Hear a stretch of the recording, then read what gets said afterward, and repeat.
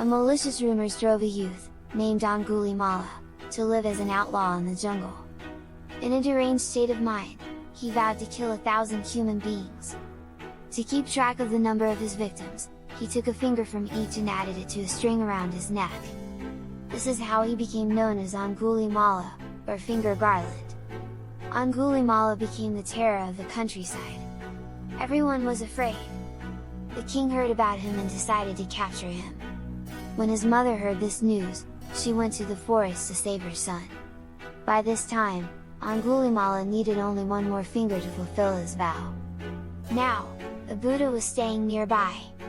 He learned that Angulimala's mother was going to try to find him and save him. But there was a danger that the son would end up killing the mother. To prevent that, the Buddha himself went to the forest to find the young man. Angulimala had not slept for days and was close to exhaustion. At the same time, he was very anxious to kill the 1,000th person and complete his task. He made up his mind to kill the first person he met. Perched high on a mountain, hidden by trees, he saw a woman on the path below. He descended, but then he saw it was his mother. At that moment, the Buddha appeared on the path. Angulimala decided to kill him instead. He charged after the Buddha with knife raised, but the Buddha kept moving ahead out of his reach. Angulimala could not catch up, no matter how much he tried. Finally he shouted, "Stop! Stop!" The Buddha replied, "I have stopped. It is you who have not stopped."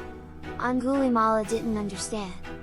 He asked, "Why do you say that you have stopped while I have not?" The Buddha replied, "I say that I have stopped because I have given up killing all beings.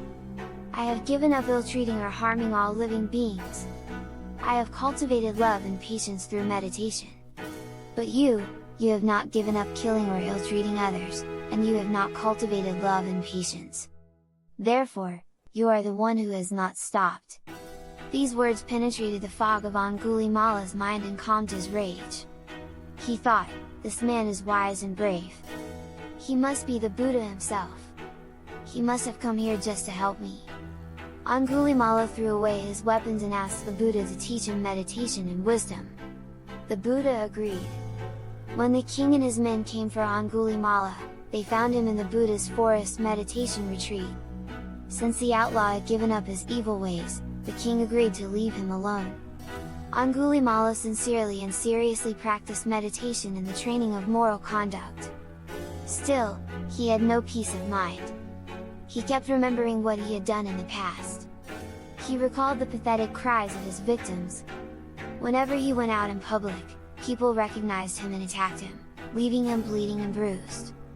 He felt guilty and thought that he was too horrible a person to ever be happy and peaceful, no matter how hard he tried. The Buddha reminded him, "My son, you have stopped doing evil but are still suffering the consequences of your past actions. Have patience. Everyone can change for the better, no matter what they have done. No one is too bad to change, and you have changed. It doesn't matter whether people realize it or not. Keep practicing your meditation patiently." One morning while he was in the streets near the meditation retreat, Angulimala heard someone crying in pain. It was a woman suffering the agonies of childbirth. He stopped and thought to himself, "All human beings suffer."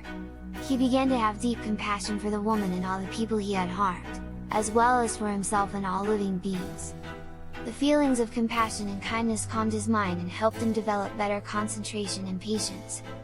In turn, the concentration and patience helped him develop still more love and compassion for all living beings. Now he devoted himself to helping others as much as he could. Angulimala lived peacefully after that. When people heard about the change in him, they asked the Buddha, "Can it be true? Can a man who has killed so many people ever really learn to concentrate and calm his mind? Can he really have a peaceful and balanced mind?